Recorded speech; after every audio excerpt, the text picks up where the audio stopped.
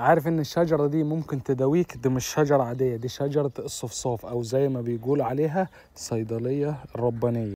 ومن لحاء الشجرة دي استخرجوا منها حمض السليسليك، تمام؟ اللي بعد كده استخرجوا منه الاسبرين، ايوه الاسبرين المعروف اللي هو المسكن للآلام.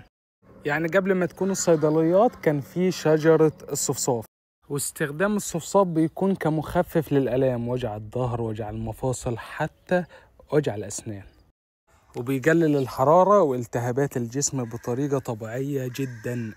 وكل اللي أنا قلت لكم عنها دي الفوائد العلاجية، غير إن هي شجرة تكبر نموها سهل وبسيط.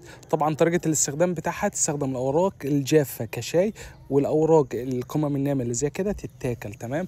بس انتبهوا، مش أي حد ينفع يستخدمه، خصوصا الحوامل واللي بياخدوا علاج للسيولة. شجرة جميلة جدا وازرعوها، فوائدها كتيرة جدا. صداع نصفي، خد شوية أوراق زي كده طعمها مر شوية، هيروح من عندك الصداع عن تجربة إن شاء الله، معرضة للانقراض لأنها خفت زراعتها عندنا. الله يبارك.